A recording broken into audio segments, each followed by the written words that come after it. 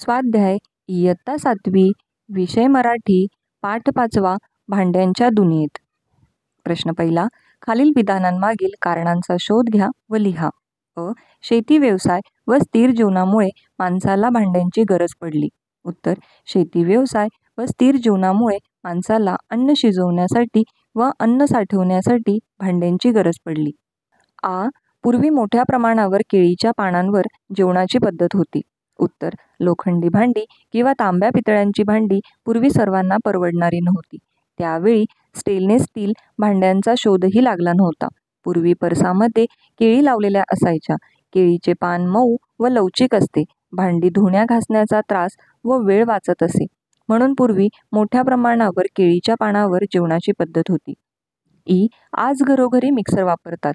उत्तर. पाटा, वरवंटा, खलबत्ता, मुसळी या साधनांनी वाटण वाटण्याची पद्धत होती, परंतु याचा वापर करताना वेळ आणि मेहनतही जास्त लागायची. या उलट मिक्सरमुळे कमी वेळात व कमी मेहनतीने जास्त काम करता येते, म्हणून आज घरोघरी मिक्सर वापरतात. मातीच्या भांड्यांचा जास्तीत जास्त वापर करावा. उत्तर. मातीपासून विविध आकारांची भांडी बनवणे शक्य आहे. मातीची भांडी स्वस्त व मुबलक प्रमाणात मिळतात. तसेच मातीच्या भांड्यातील पदार्थ टिकतात व ताजे राहतात, म्हणून मातीच्या भांड्यांचा जास्तीत जास्त वापर करावा. प्रश्न दुसरा. खालील आकृती पूर्ण करा. मानवाने ज्या घटकांपासून भांडी बनवली ते घटक.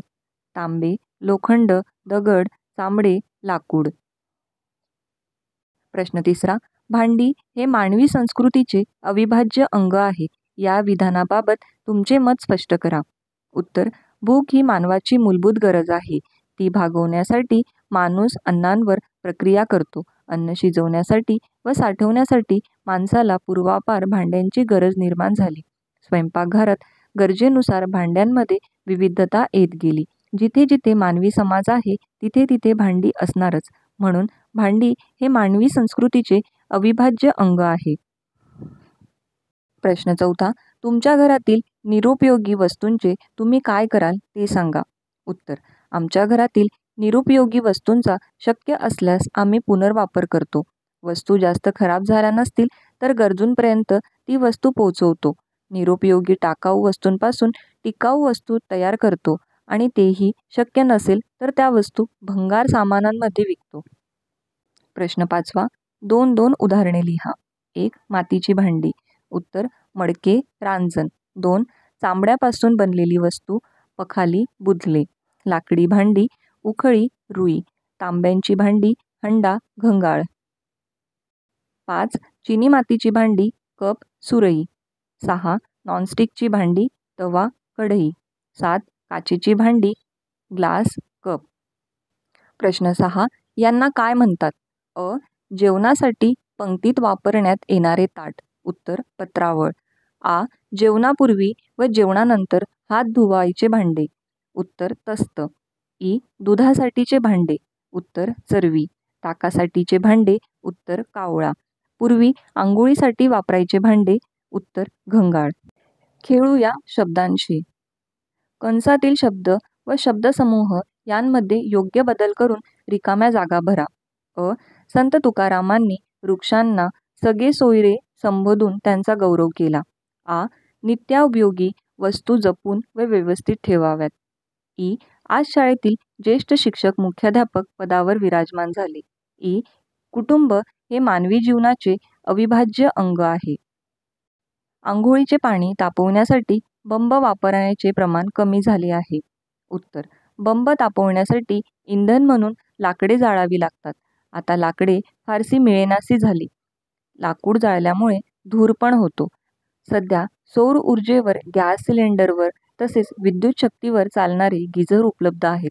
या सर्व कारणांमुळे हल्ली आंघोळीचे पाणी तापवण्यासाठी बंब वापरण्याचे प्रमाण कमी झाले आहे. दैनंदिन जीवनात चांदीची भांडी वापरण्याचे प्रमाण नगण्य आहे. उत्तर. चांदी हा धातू दुर्मिळ आहे, तसेच तो महागडा धातू आहे. चांदीची भांडी अग्नीवर काळी पडतात. ती पुन्हा चकचकीत करण्यासाठी खूप पैसे लागतात. चांदीची भांडी खर्चिक व खिशाला न परवडणारी असल्यामुळे दैनंदिन जीवनात त्याचा वापर नगण्य झाला आहे. पत्रावळी तयार करण्यासाठी कोणकोणत्या झाडांची पाने वापरतात? उत्तर, पत्रावळी तयार करण्यासाठी पळस, मोह, कमळ इत्यादी झाडांची पाने वापरतात.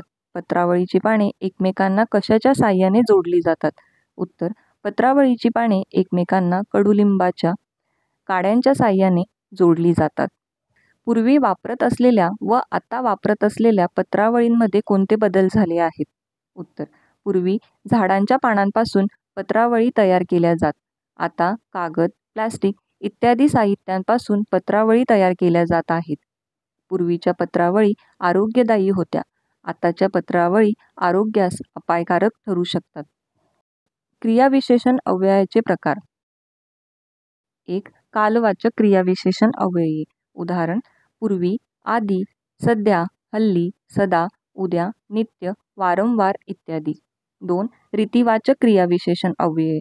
उदाहरण, हळू, पटकन, पटपट, जलद, आपोआप इत्यादी. स्थलवाचक क्रियाविशेषण अव्यय. उदाहरणार्थ, सभेवार, सर्वत्र, इथे, जिथे, जिकडे, खाली, मागे, पलीकडे इत्यादी. 4. परिणामवाचक संख्यावाचक क्रियाविशेषण अव्यय. उदाहरणार्थ, भरपूर, किंचित, काहीसा, दोनदा, अत्यंत, नेहमी इत्यादी. खाली दिलेल्या शब्दांचे क्रियाविशेषण अव्ययाच्या प्रकारानुसार वर्गीकरण करा.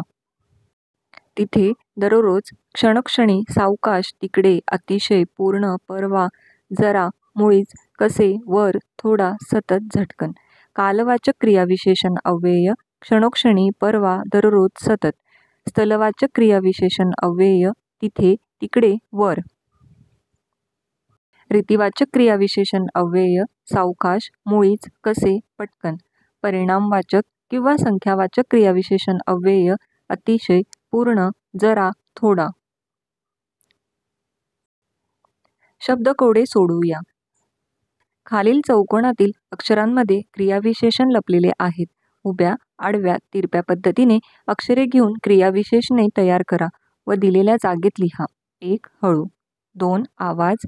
जरा, तसा, अनेक, तिकडे, थोडासा, जिकडे, वर, खाली, मोजके, काही, सावकाश, कदाचित, जसा, तर. असेच नवनवीन व्हिडिओ पाहण्यासाठी आपल्या जीवनीज पेज या चॅनलला अवश्य सबस्क्राईब करा व शेजारील दिलेल्या बेल आयकॉनला देखील क्लिक करा, जेणेकरून आमचे लेटेस्ट व्हिडिओ सर्वात अगोदर आपल्यापर्यंत पोहोचतील.